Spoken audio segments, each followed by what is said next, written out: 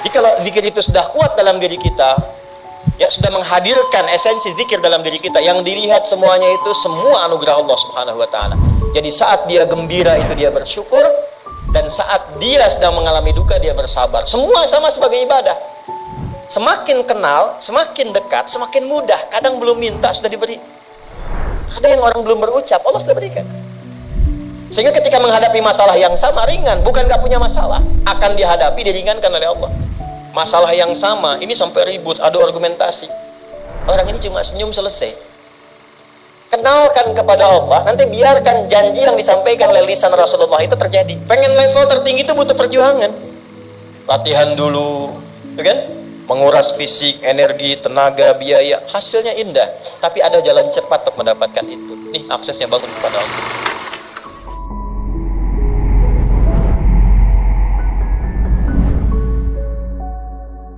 Nih Pak, indahnya begini Pak. Maaf ya. Lihat istri itu ingat Allah. Lihat anak ingat Allah.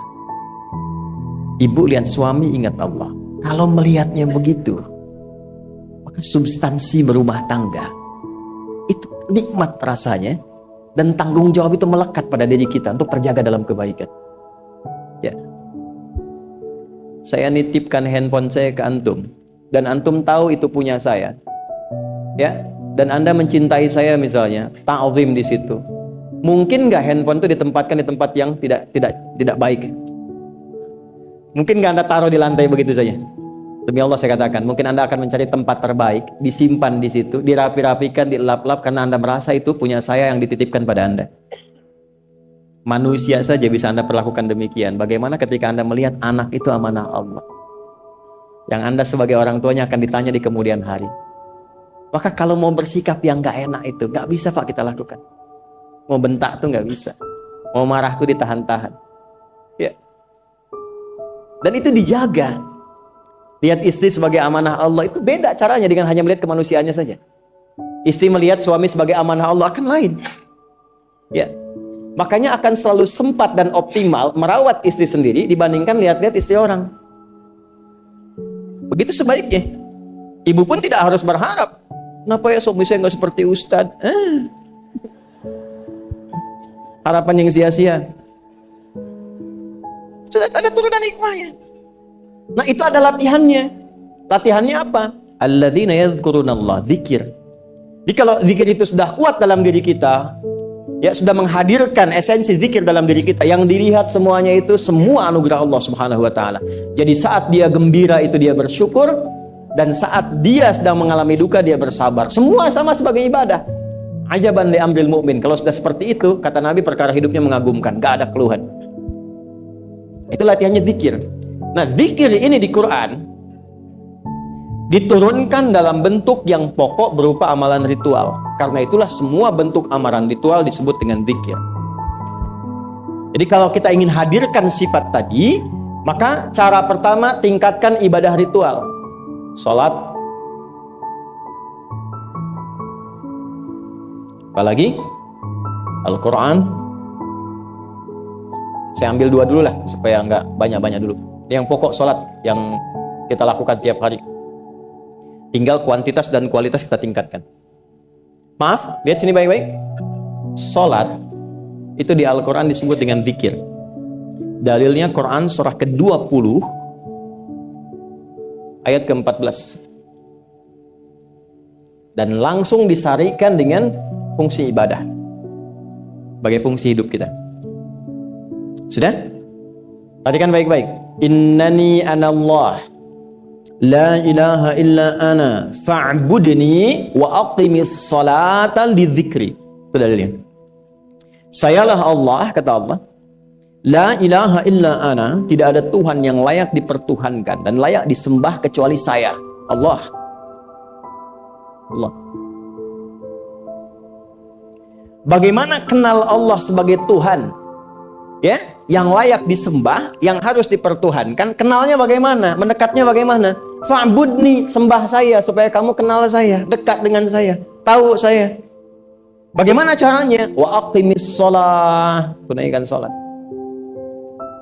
Jadi kalau pengen dekat dengan Allah, terkoneksi kepada Allah, tersambung, punya sifat tawakal yang kuat, nih tingkatkan salatnya, tambah. Makanya tiap hari kita sholat 5 waktu itu untuk membangun konektivitas dengan Allah. Sebab kalau sudah dekat, aksesnya pun terbuka semua. Itu maksudnya. Anda dekat dengan pimpinan, akses di perusahaannya kan mudah untuk diakses. Ya kan?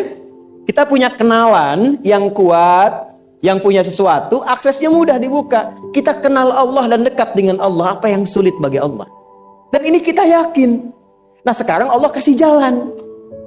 Coba lihat orang-orang dulu, ya. Mereka ketika akan melatih dirinya untuk tersambung kepada Allah, sholat semua, termasuk para nabi, rasul. Tapi dahsyatnya, ketika ada apapun dalam kehidupannya yang sulit, Allah mudahkan. Minta langsung dikabulkan.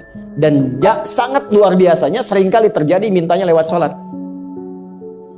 Nabi Zakaria itu kan dihukumi istrinya oleh medis itu menopause dan mandul. Maaf, nggak mungkin punya keturunan.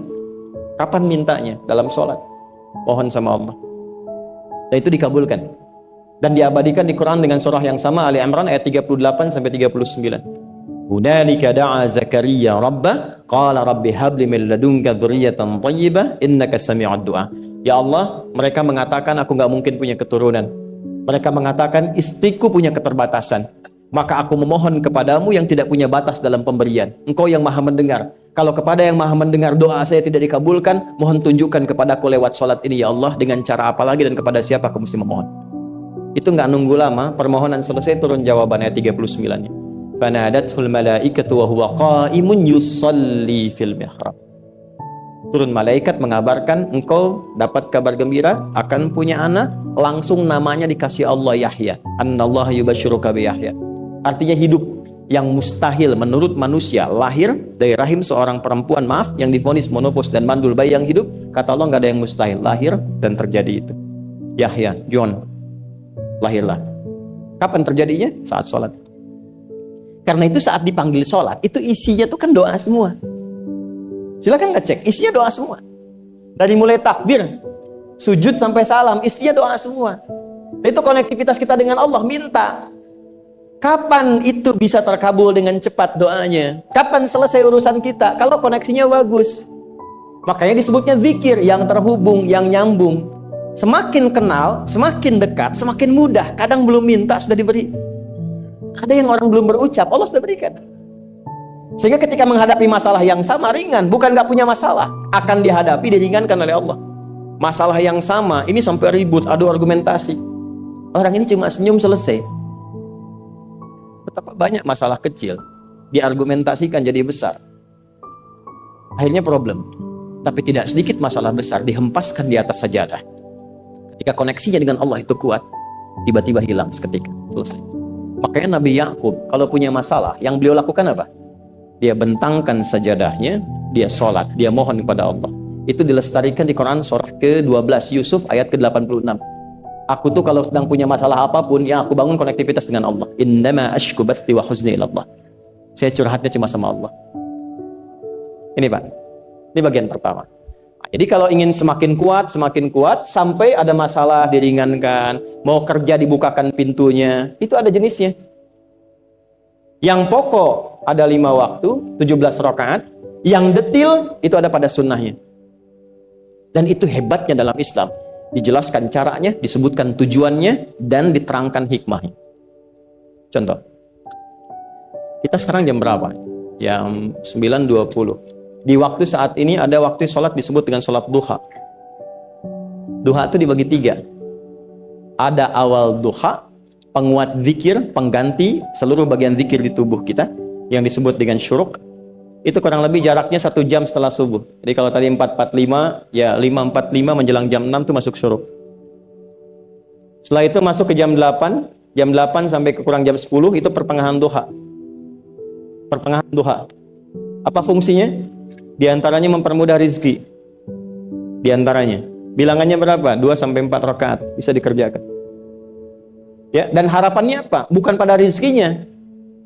Ya, jadi jangan sampai motifnya cuma sekedar keduniawi, kurang tepat. Kenalkan kepada Allah, nanti biarkan janji yang disampaikan oleh lisan Rasulullah itu terjadi. Jangan pada rizkinya, ini terbatas, cuman sampai situ. Tapi kalau kita minta sama Allah, dikasih jalannya tuh dari sisi yang tidak kita duga. Anda berhitung, Allah kasih hitungan. Anda tak berhitung, Allah kasih apa yang tidak pernah Anda hitung sebelumnya. Itu poinnya. Maka lakukan sholat dekati, itu yang disebut sholat duha. 2 rakaat, tambah lagi 2, untuk kenal Allah. Kalau sudah merasakan dekat, sudah nyaman, sudah enak, muncullah kemudian kesan dalam hati. Terserah Allah mau kasih berapa. Yang penting sudah enak, sudah damai. Di titik itulah kemudian Allah limpahkan dari apa yang gak pernah kita duga sebelumnya. Tiba-tiba keluar, kok ada telepon, dapat proyek, dapat macam-macam. Tapi tujuan sholatnya bukan untuk proyeknya. Buat kenal Allah, ulul albab ini. Kalau cuma pengen lancar, baru serabutnya. Kalau cuma pengen lulus proyek, itu baru daging luarnya. Ulul albab itu kenal Allahnya, sehingga dia tahu akses intinya tuh itu. Itu poinnya. Dan gak mahal. Emang kalau sholat duha di Anur bayar, Pak? Pakai biaya. Baiknya luar biasa. Sudah? Satu. Kalau mau lagi misalnya, ini yang paling dahsyat nih. Dibimbing kita sampai ke posisi terbaik di apapun itu. Jadi ayah terbaik, ibu terbaik. Ya, jadi karyawan strategis, di militer terbaik. Terbaik tuh gini, di tempat terbaik yang memuliakan tuh makom namanya. Makanya kuburan sering disebut makam kan? Ya kan? Maksudnya apa? Maksudnya Anda selama hidup berkaryalah yang baik, ibadah yang benar, sehingga Anda wafat pun terhormat. Ya, kata makom itu pertama kali di Al-Baqarah ayat 125, makom Ibrahim. Ya. Ketika Allah sampaikan dalam Al-Qur'an, didapatkan di situ makom Ibrahim, wa idz ja'alna al-baita matsabatan lin-nasi wa amna wattakhidhu min maqami Ibrahim. Makanya kalau kita tawaf, itu dari mulai Hajar Aswad kan sampingnya dekat sekitar 5 meter ada makom Ibrahim kan? Itu tapak kaki pertama beliau meninggikan pondasi Ka'bah, dan di situ diabadikan kemuliaannya sampai beliau wafat. Dikenal sampai sekarang. Ya, setelah sekian abad. Jadi kalau kita ingin terhormat dan masih dikenang sampai kapanpun, itu makom namanya. Tapi ada cara yang lebih hebat. Anda di posisi itu, lawan pun mengakui memang Anda yang pantas ada di situ. Itu namanya makom mahmuda. Makom mahmuda. Siapa yang bikin urutan 100 tokoh paling berpengaruh di dunia? Siapa? Saya tanya, yang nulis siapa namanya? 100.000? 200.000? Ya, cari langsung di Google tuh. Lambat mas, waktu habis. Michael Chart, dia yang nulis. Maaf ya. Urutan pertamanya siapa? Muhammad SAW. Yang nulis itu muslim atau bukan? Kok bisa tergerak hatinya untuk menempatkan seorang nabi muslim di tempat pertama? Saya tanya begini, kenal Abu Jahal nggak? Ya Allah, makin siang nih, nggak fokus nih. Pengen level tertinggi itu butuh perjuangan, latihan dulu, kan? Menguras fisik, energi, tenaga, biaya. Hasilnya indah, tapi ada jalan cepat untuk mendapatkan itu. Nih aksesnya, bangun kepada Allah. Gitu. Kalau kita tingkatkan ini, itu luar biasa. Jadi itu. Jadi. Nah, kalau ini terus ditingkatkan, terus tingkatkan, nanti membangun value yang terasa. Ada nilai-nilai yang terasakan, kita merasa lebih dekat dengan Allah. Yang biasanya tadi dipanggil azan baru ingat sekarang, baru selesai subuh udah ingat isya. Nanti isya bagaimana, gitu kan, urutkan. Tapi tetap zuhur juga, zuhur, asar, maghrib, isya. Waktunya kenal, jam berapa. Bahkan dipetakan, saya nanti akan ke sini, masjid yang terdekat di situ. Jadi lihat peta itu, ya, lihat peta jalan, saya nggak sebut nama supaya nggak endorse. Itu lihat peta jalan, itu dia petakan, saya akan sampai di situ jam berapa, durasinya berapa, masjidnya di mana. Kalau tertinggal di situ, di sini saya sholat Jumatnya. Sampai ke situ. Nah, value yang membuat kita semakin meningkat dekat dengan Allah itu takwa namanya. Takwa. Disebutkan sebanyak 240 kali dalam Al-Quran. Nah, intinya itu ini nih. Jiwa takwanya. Kalau ini sudah ada, Allahu Akbar. silahkan Anda keluarkan semua kata-kata takwa di Quran. Tidak ada kecuali yang indah semuanya. Quran surah 65. 65 itu babnya bab tolak. Surahnya At-Tolak. Tolak itu persoalan terbesar di rumah tangga. Nggak akan bisa terjadi yang demikian itu kalau ada takwa di dalamnya. Kalaupun mesti terjadi, itu spirit takwa mengarahkan pada yang terbaik. Makanya di ayat kedua di ujungnya, sampai ke ayat 3, apa yang terjadi? Di rumah tangga itu kan cuma 2 babnya. Satu masalah dari komunikasi, yang kedua materi. Perhatikan. Wa may yattaqillaha yaj'al lahu makhraja wa yarzuqhu min haitsu la. Siapapun yang mampu meningkatkan takwanya kepada Allah, pakai man tuh, setiap personnya. Suami, istri, ayah, ibu, anak, satu keluarga mencoba meningkatkan takwa. Dia tahajud, bangun semua ingatkan. Bangun semua tahajud, salat duha, yuk ingatkan dimanapun. Alhamdulillah. Apa yang terjadi ketika dilakukan? Apa jawab Allah? Yaj'al lahu makhraja. Nggak pakai alif lam, makhraja. Masalah apapun yang engkau alami. Suami berangkat ada masalah. Ada masalah umum yang semua orang mengalami itu. Tapi yang ini enggak. Kena macet, ada macet, dia mau berangkat, tiba-tiba diarahkan, jangan lewat situ Pak, macet, Bapak kesini aja. Ya. Pak ikut kami saja Pak, tiba-tiba patwal datang, ayo ikut. Ya, bisa terjadi. Wa yarzuqhu min haitsu la yahtasib, bahkan rezekinya pun itu datang dari sisi yang nggak diduga. Nggak nyangka ya, emang nggak sangka datangnya. Ya, habis sholat, tiba-tiba telepon masuk, belum selesai proyek ini ada permintaan itu. Beda istidraj dengan takwa itu lain. Kalau istidraj itu bertambah tapi lupa Allah. Hati-hati. Proyek nambah, sholat lupa. Hati-hati. Hati-hati ya. Pekerjaan menambah, omset nambah, tapi nggak pernah bisa ngaji. Nggak pernah mampu sholat. Hati-hati itu. Dan paling bahaya kalau itu nambah terus sehingga membuat lupa semua ibadah. Itu istidraj namanya. Istidraj. Ancamannya akhirat tuh. Hati-hati. Segera ingat, segera ingat. Tapi kalau semakin nambah, semakin ingat Allah, itu anugerah. Karena Allah telah menilai hamba ini paham menjalani kehidupan, sehingga dia ngerti. Makanya Utsman, Abdurrahman bin Auf, setelah masuk Islam, hartanya makin nambah. Karena kenapa? Karena telah dinilai layak mengelola harta, paham cara mengelolanya. Dapat segini, alokasikan ke sini. Dapat segini, alokasikan ke sini.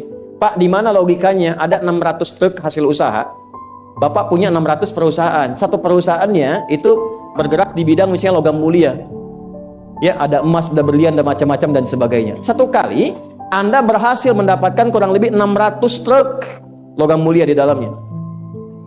Mau datang kemudian ke tempat Anda di jalan. Tiba apa yang terjadi? Ada komen tetangga kepada Anda. Misal, komennya nggak langsung, cuma ke teman tetangga Anda dengar. Waduh, Pak Asep hisabnya luar biasa kayaknya ya. Hisabnya, bukan berliannya. Hisabnya luar biasa, terus nyampe di telinga Anda. Kira-kira ketika mendengar itu respon Anda apa? 100.000? Bingung kan? Bingung. Lihat Abdurrahman bin Auf, jazakallahu khair. Datang 600 kafilah pakai unta. Isinya semua emas, berlian, perak, macam-macam. Heboh Madinah, bum bum bum bum bum bum. Tiba-tiba Sayyidah Aisyah komen radhiyallahu ta'ala anha. Beliau kan yang terdekat dengan Nabi, satu istri Nabi SAW. Jadi kalau sudah ring satu Nabi, ada yang komen, kita tuh cuman 3 sikapnya. Like, share, and subscribe. Gak usah ikut komen lagi. Sukai, share, subscribe. Ikuti jalannya. Apa komennya? Secara singkat, awkamakalat. Aku pernah mendengar Nabi SAW mengatakan, Abdurrahman bin Auf itu agak lambat hisabnya. Ya, selambat-lambatnya cepat juga dibanding kita kan? Ya? Maksudnya apa? Ingin menggambarkan betapa banyak kekayaannya. Scan, checklist, semua. Ketika mendengar komen itu, apa kata Abdurrahman bin Auf? Saya jadikan semua yang baru datang itu saya sedekahkan semua untuk orang Madinah. Supaya mempercepat hisabnya itu. Saya sedekahkan semua. Bisa nggak begitu?